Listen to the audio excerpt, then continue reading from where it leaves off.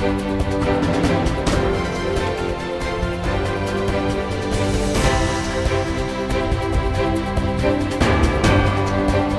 Chris Summers here for Summers TV, real news, real estate, all Philly.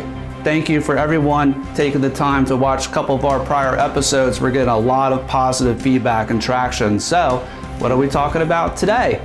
I think everyone wants to know, how does real estate and art collide? Well, there is an amazing collaboration going on between Parktown Place and In Liquid. We'll learn more about that. 2, Ask Alan. Ask Alan series gaining a lot of traction. Everyone wants to know what's up with Councilman Alan Dom. We're going to hear from him today talking about his initiatives. 3rd, You Ask, We Answer. Give us your questions. All real estate, we're happy to provide feedback, suggestions, and the answers for you. 4th, Flipping in Philly. Who doesn't want to make money buying and selling real estate in Philadelphia?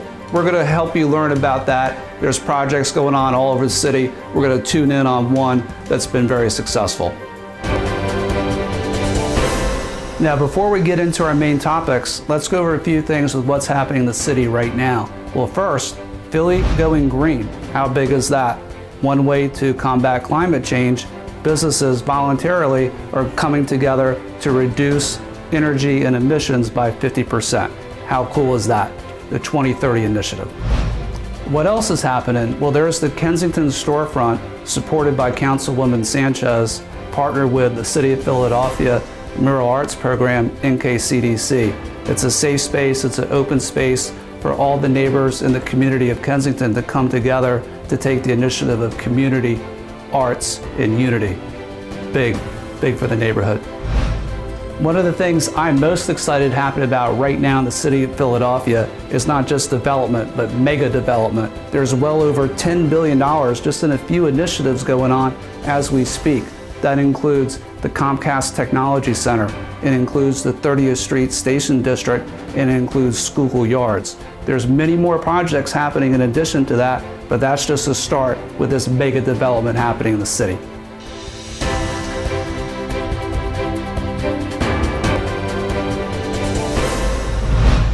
How does art and real estate come together? Does it work? Is there collaboration between the two? Well, we sent Stephanie out on a mission to find that answer. Stephanie, what did you find out? What have you learned? Hi, Stephanie. Thank you, Chris. I am here at Parktown Place, located at 2200 Ben Franklin Boulevard. Today, we're going to talk about an interesting renovation that Parktown Place is doing in conjunction with In Liquid. It is very interesting. They have a gallery space, and part of their renovation, mind you, this is a 59-year-old complex, so let's take a peek at what they're conjuring up for us.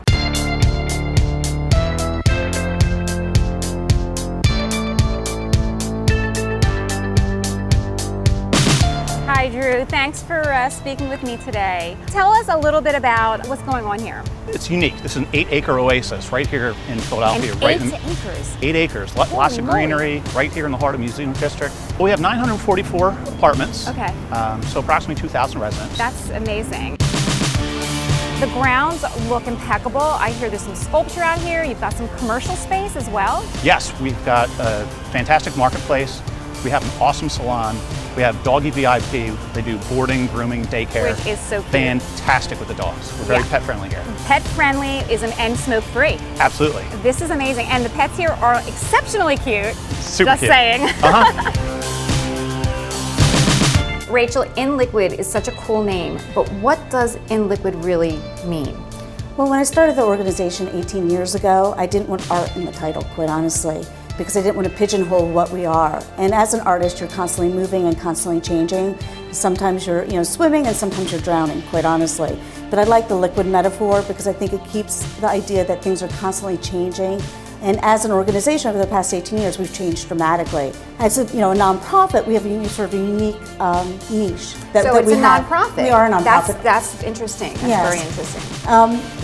It's a challenge being a nonprofit in today's world, but the idea is that all the work and all the effort is community-based. And we're constantly using it to build up the community of Philadelphia artists and really represent them, not as a gallery does, but represent the talent in Philadelphia. I saw a little emblem on the building, 1959. So this Yes. has been around since 1959? Surprisingly so. We're part of the National Historic Registry. Wow. We just recently received a prestigious award for the best redevelopment of a historic property here in Philadelphia. Congratulations on that. That's a big deal. It's a huge deal. Yeah. Can you tell me a little bit of how you are collaborating, what got this all started with Parktown? So Parktown is owned by a company called Aimco, and they were really interested in bringing art into the buildings because they're right on the Parkway. And how more relevant it is to have like art in the space, and actually to make it more dynamic and have something for the residents, but also for potential residents, and really enliven the space.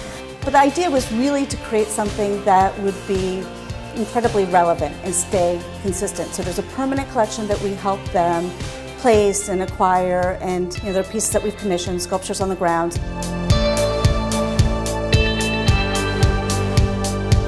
We have an awesome art studio. We do like to blend in with the neighbors. This is Museum District. We do have a lot of artists that live here. You have a lot of artists that live here. Ooh, Yes. That's kind of cool. So I was giving a tour the other day, and I walk in, and this guy has a 6x4 canvas, and so he's doing an oil-based painting. That's huge. Beautiful, like wonderful colors. Oh, wow. Awesome. I love the way you're bringing it together, bringing it to the community, and making it simple and real. Well, I think too, like having these workshops and actually having the artist talks that we do here and other types of programming, when you get to meet someone, the art becomes more important to you, and it means something a little more. So I think, having that face and I the agree. experience of creating something and why it is the way it is, I think it makes it so much more meaningful. And I true. think the same thing with like the workshops. Like if you're doing a workshop with an artist, you have a connection that you wouldn't normally have.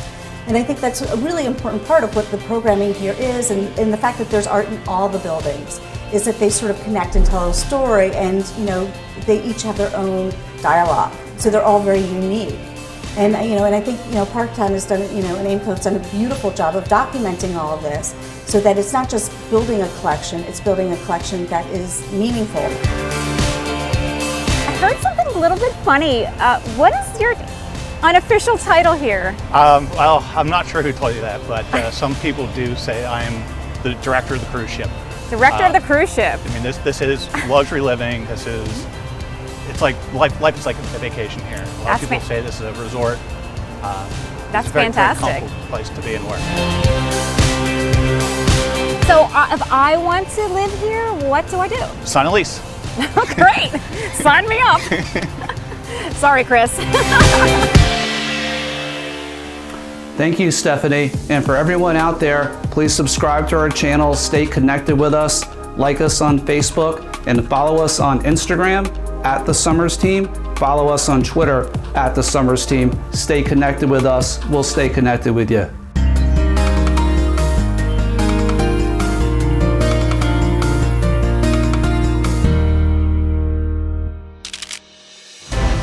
Hey, Alan, how you doing?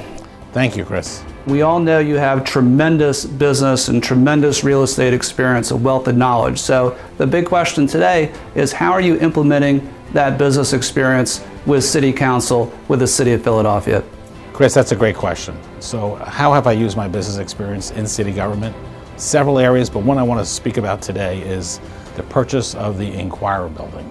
I was not involved in the negotiations. I got involved at the end of the day, but I was able to tweak the negotiation, help the city, save the city $10 million on the purchase price, and renegotiate the financing of the building that should generate the city savings of between 120 and 240 million.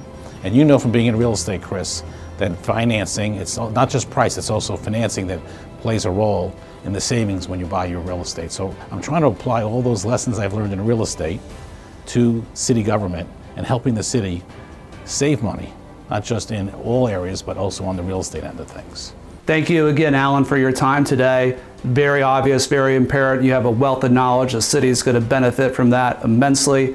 We look forward to the next series with you on Ask Alan. Thank you so much.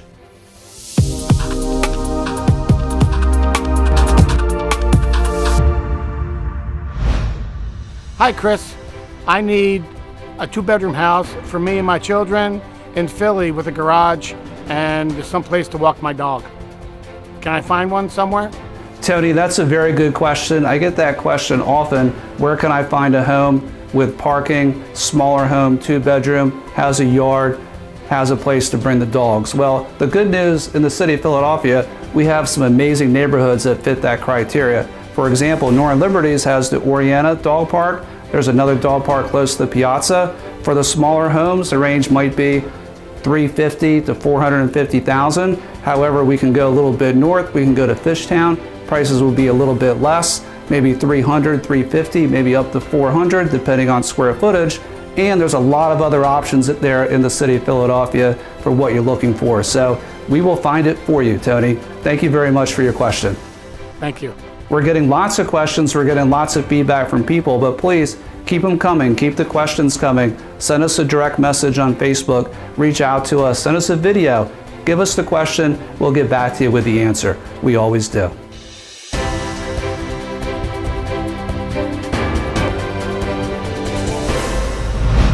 The hottest topic, flipping homes in Philadelphia. How do you do it? How do you be successful? Well, let's find out, see what Stephanie's up to in our segment, Flipping in Philly. Hi, Chris. I want to say hi to everyone else as well. I am here in South Kensington. For all you investors out there looking for an amazing idea on how to renovate and how to flip properties, I think you should stay tuned.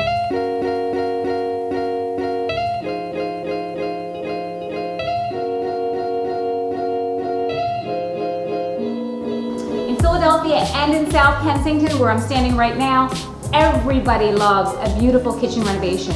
Behind me is an example of an old house that had a very old, outdated kitchen, and we transformed it into something absolutely stunning that everyone will love. So let's size this up. Here we have a traditional black and white kitchen. We kept it really simple because we would like the new owner to come in and put their own creative touches. So basically, when you're renovating a property, you really need to put a little punch in there. So what we decided to do is we added a few custom items. We created this custom nook made out of reclaimed wood. We kept all the knots in the wood. It's absolutely beautiful, and a new owner can put whatever they want here. We did this to hide the ugly pipes that are behind this wall. Here is what this kitchen used to look like. And here is what the final product is. This living room was, I hate to say it, a nightmare, but I feel really good about how we transformed it into an amazing space that everyone will want to hang out. One of the things I love most about it is the exposed brick. You know, renovating a bathroom is a serious thing.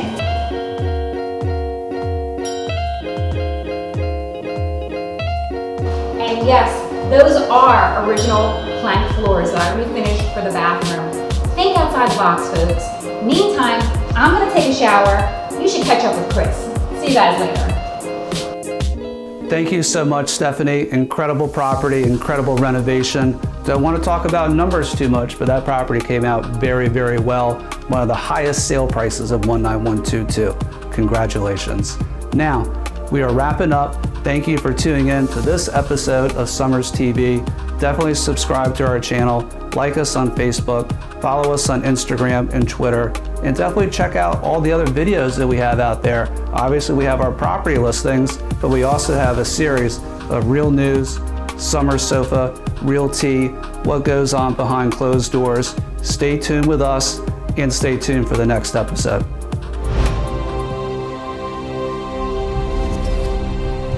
The Summers. Real people, real dreams, real estate.